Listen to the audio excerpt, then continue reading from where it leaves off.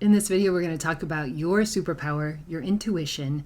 We'll talk a little bit about what your intuition actually is, the things that block or stand in the way from you tapping into the power of your intuition.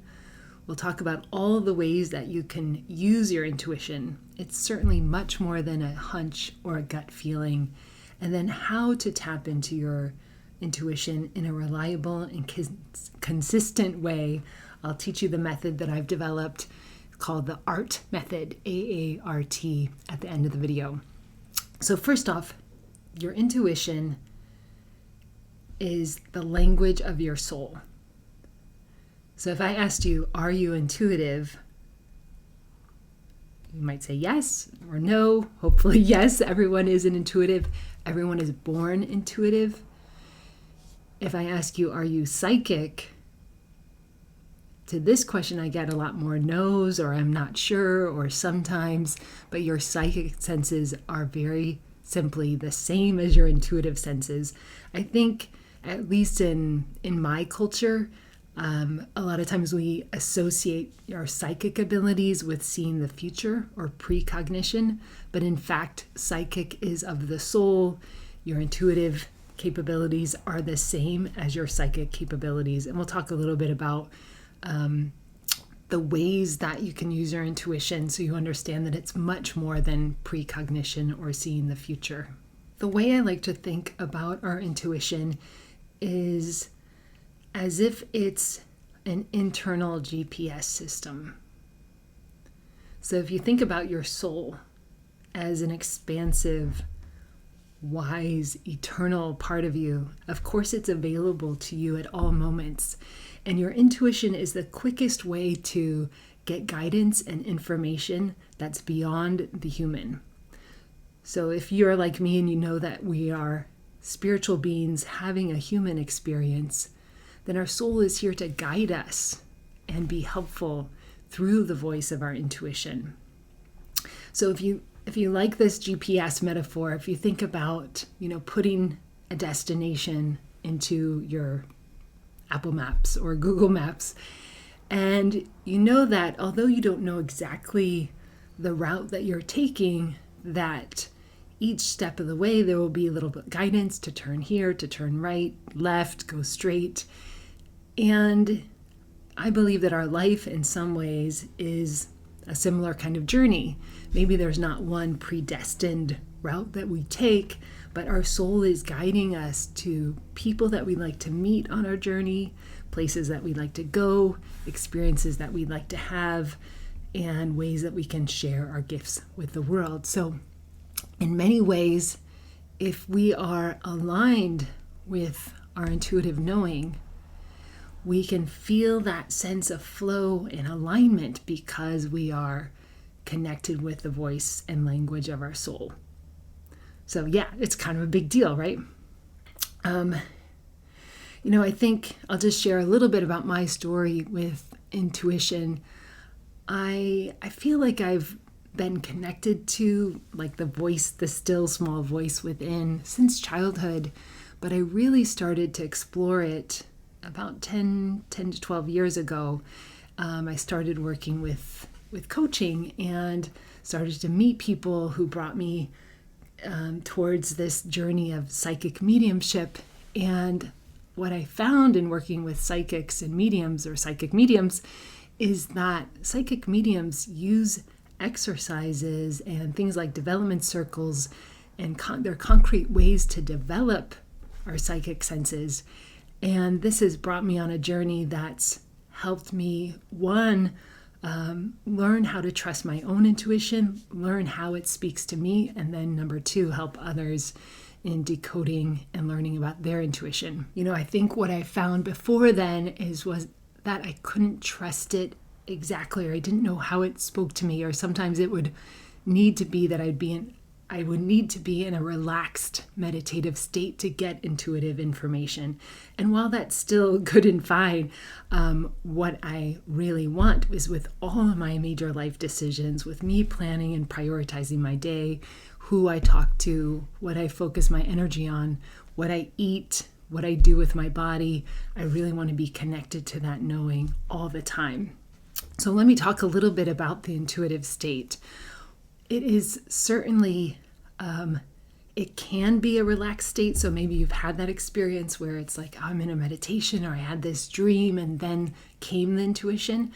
And I think the reason that happens a lot of times is because our mind is not relaxed enough to receive intuitive knowing unless we are, again, in the shower or on a run or a walk. However, the intuitive state is actually a receptive, relaxed, and eyes open state. So the way I like to think about it is, let's say you go to a new restaurant and you're not sure what to order, and the waiter comes and they talk a little bit about the specials for the day. So when they're talking about the specials, you're open. It's like, oh, what are the specials? You're kind of excited to receive, to understand. You don't have any prejudgments about what specials might be on the menu because you've never been to this restaurant before. That is the same state that is helpful to be in when you're receiving intuitive information. So it's open, receptive, eyes open, alert, and ready to receive without prejudgment. So let's talk about some of the things that are in the way and of receiving intuitive information and how to avoid them. The big one is fear and anxiety. I wish we had a magic wand and we could take away fear and anxiety, but it just is part of being a human. So one of the suggestions that I would have are, instead of asking your intuition as you're developing it and growing your confidence in your intuition, asking big ticket item questions about, sex, romance, love, your job, your family, things that might be where you already have fear and anxiety around those issues, is to develop trust in your intuition with small, simple things that do matter on a daily basis, to grow your confidence so that when you ask about sex, love, money, career, that you are confident and you know how your intuition speaks to you, so you can trust it. The way I think about it is, I love swimming, so I am not super comfortable in open water. So when I decided I wanted to do triathlons, I wasn't going to go first in open water swim. I was going to develop my confidence first in the pool, and then in deep water pools, and then get on the side, the shore, and then swim in the deeper water. It was a progression, and the same applies to your intuition. Don't throw yourself into the deep end without learning how to swim. The second thing that is in the way of our tapping into our intuition is the rational mind. And we love the rational mind. We appreciate it. We need it actually to decode the information that we're getting from our intuition as we're learning to flex it and tap into it. However, the rational mind works differently. And sometimes when we're receiving information through our claircognizance, which I'll talk about, it can feel just like our mind is speaking. So it's helpful to understand the difference between the thoughts of the mind and knowing that comes through thought form. The third obstacle is that our intuition is typically subtle. Rarely will your intuition hit you over the head with a hammer and give you information. It typically comes in subtle forms of images, sights, sounds, feelings, and it can be so subtle, especially if we're not connected to our body and really present and relaxed and in that intuitive, receptive state, that we might not even notice it. However, our intuition is talking to us all the time. Let's talk about all the ways that you can leverage your intuition. One of the ways that's most common is for decision making, just like the GPS, helping you make decisions to keep you in alignment with your best self, your true self on a daily basis is really helpful. Understanding what's your yes and your no and a neutral response is hugely important. All right, let's try an example. Think of someone in your life, anyone, someone who's close to you. And the question is it in your highest good to contact them today? and just see what happens. You might feel a feeling in the body, kind of a pulling towards or away, a hotness or coldness. You might get information like yes, no, maybe through thought form. Even neutral information is information. So again, maybe it's not important enough or it's not clear. You can always ask the question in another way. So decision making, one clear, easy way to access your intuition, and one of the ways it certainly wants to be leveraged in your life. Number 2 is precognition. We talked a little bit about psychic work, and again, psychic work is not only reading the future or future possibility, it's your ability to read the past, your own past or someone else's past, the present, and future possibilities. One of the things that I would mention here that I think is important to mention is that precognition, don't forget that although we can see future possibilities, the future is not completely determined because there is free will. So, when I'm doing intuitive readings for others and for myself, I'm always looking at future potentialities. Another way to leverage intuition is telepathy. So telepathy is simply communicating thought form to thought form. So you can use telepathy to communicate with a fur baby or a pet, an animal, a loved one, a family member, friend, your partner. Healing is another beautiful aspect of the intuition. So being able to use your focused awareness or intuition to send healing, physical healing, emotional, spiritual healing to another person, to a place, to the earth. That's all part of your intuitive capacity. Remote viewing is another capability, and this one's really fun too. If you think about places that you've been, being able to see places where you're not physically present, and also to view places that you haven't been. And psychic detectives often use remote viewing to get a sense of what happened at the scene of a crime. I can do this also, or I use this also when I'm away from home and looking at my home to see what's the state of my home at that moment. Divination is another way to leverage your intuition. And divination, you might have heard of things like tarot cards or using a pendulum or scrying, looking at a bowl of water, tea leaves, shells. There are many, many divination tools. Even a regular card deck can be used for divination. Any object in your environment, your curtains, can be divination tools. And that's basically giving your intuition a target place to get information, again, relaxing the mind and using the tools like tarot to get information or guidance. Mediumship is another way to leverage your intuition, and the classic way to connect with the spirit world is through mediumship. The same capabilities that you're using for all of your other intuitive gifts are the same as what you would use for mediumship. Mediumship is not only used for connecting with the spirit world. For example, if I'm working with a group of people or a specific client, sometimes I will use the same capabilities to tap into the energy of that group or the energy of that client before meeting with them, just to get a read on, their energy in the moment and how it can be most helpful. Creativity and inspiration.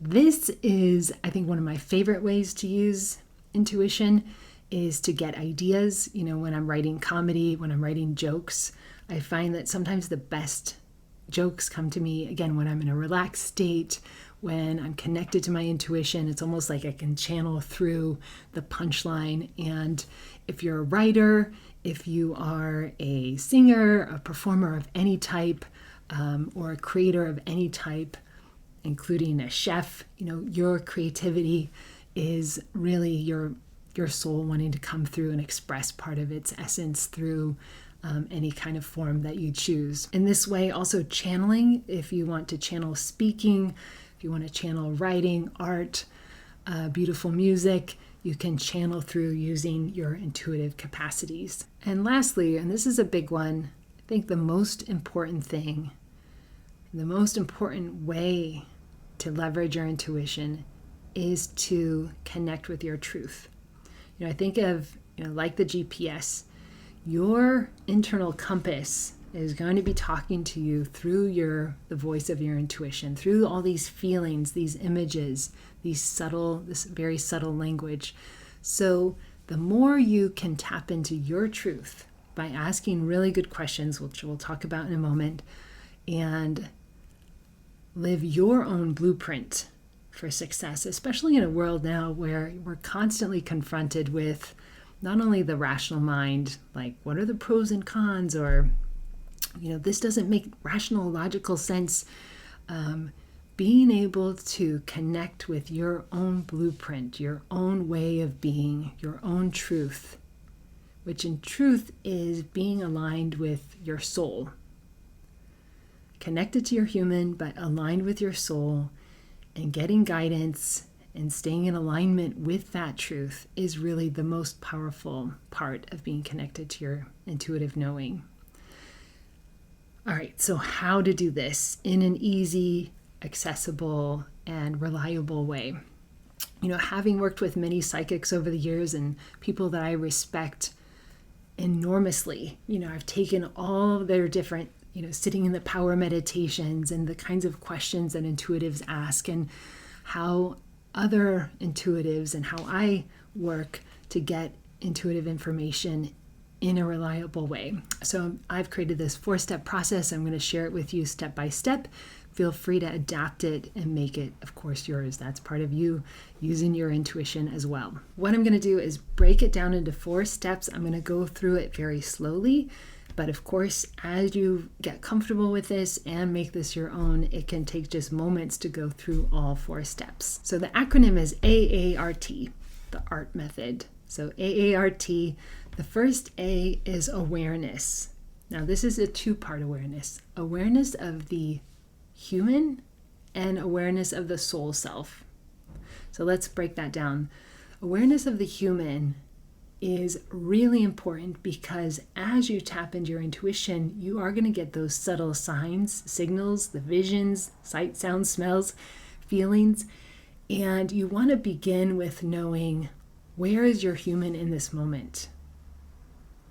What are you already feeling inside? What's your mental state? What's your physical state? What's your emotional state? And the way I like to do this is I like to start with the mind. So I just kind of scan the mind, and you can do this in silence with me now. Just notice, where do your thoughts go? It's almost like if you had a mental weather or a mental mood. What's the quality of the mind in this moment?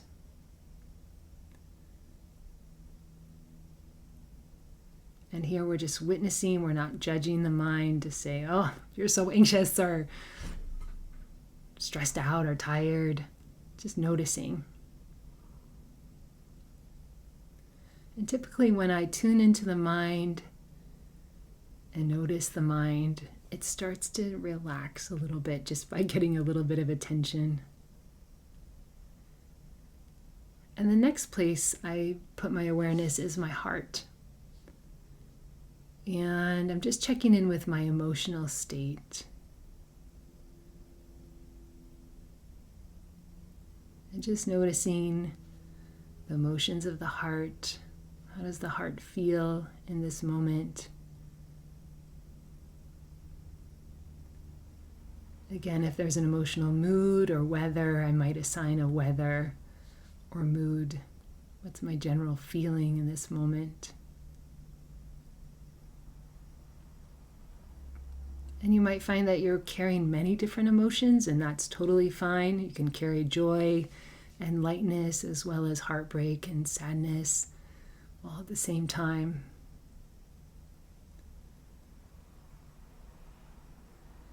Then lastly, I like to scan the body, just noticing any places of comfort or discomfort in the body.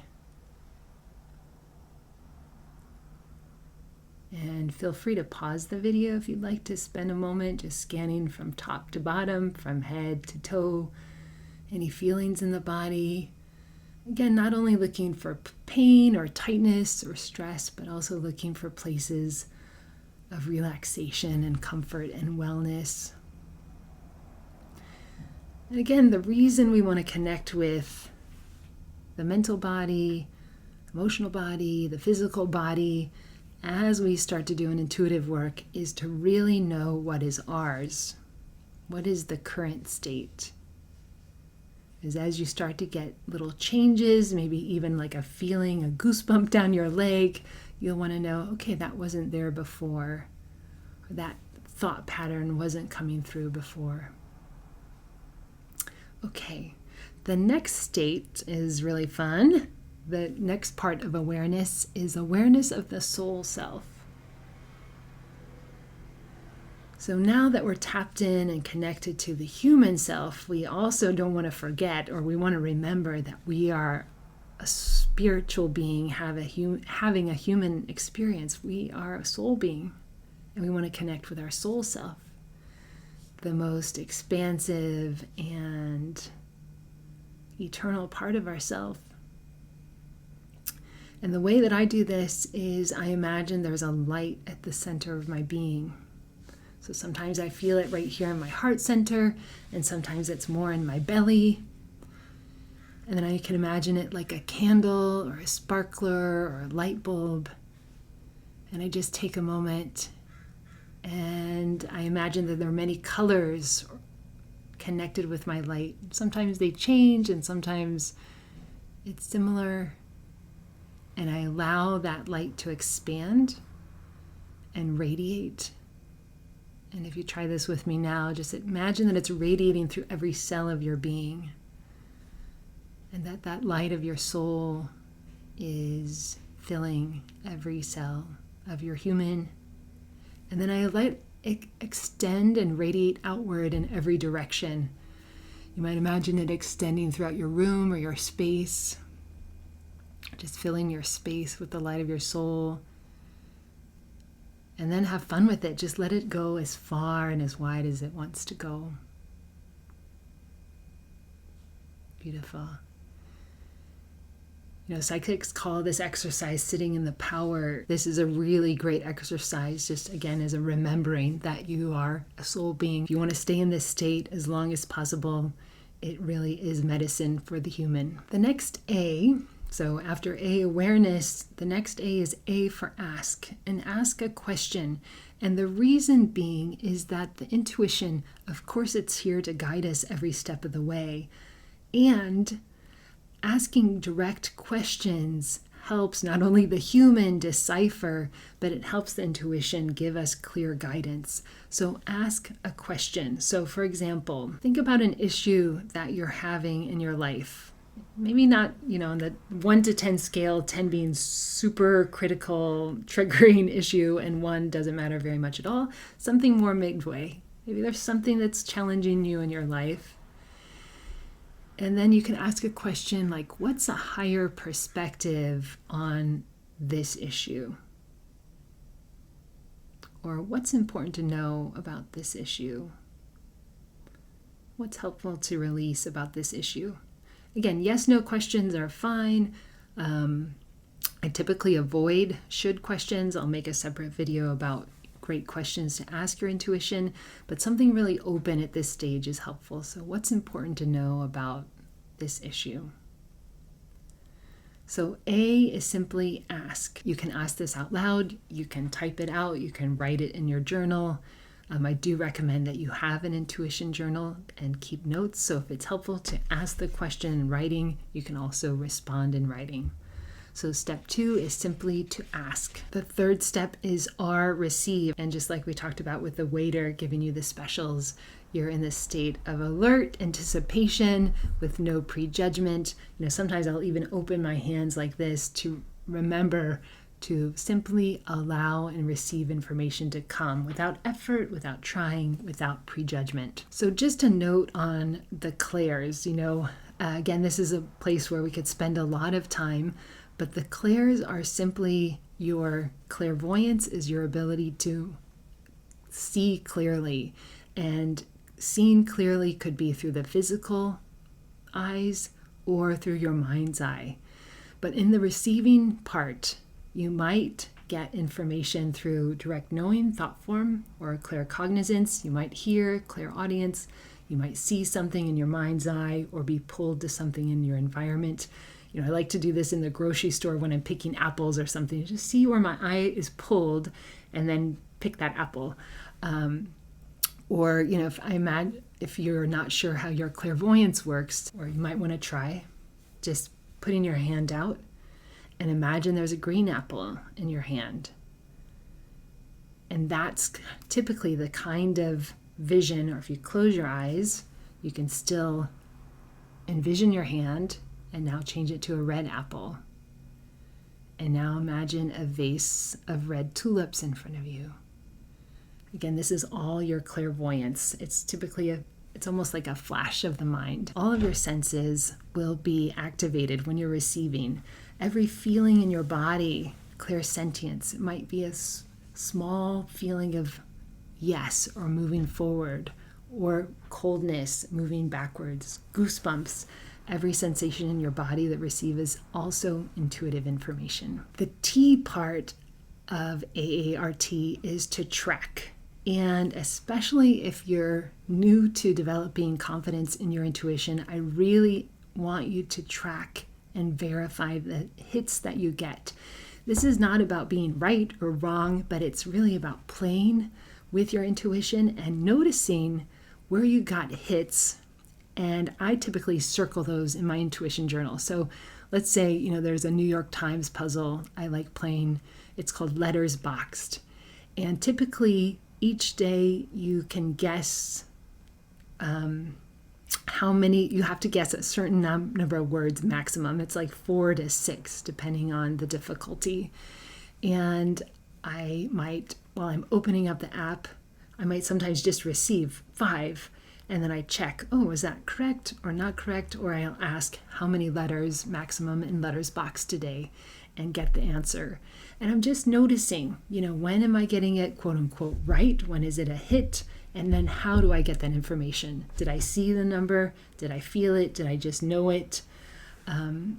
Same thing with the subway. When I lived in New York City, as I would enter the subway stairwell and walk down towards it, I would see the number of minutes until the next train, which was actually very useful too.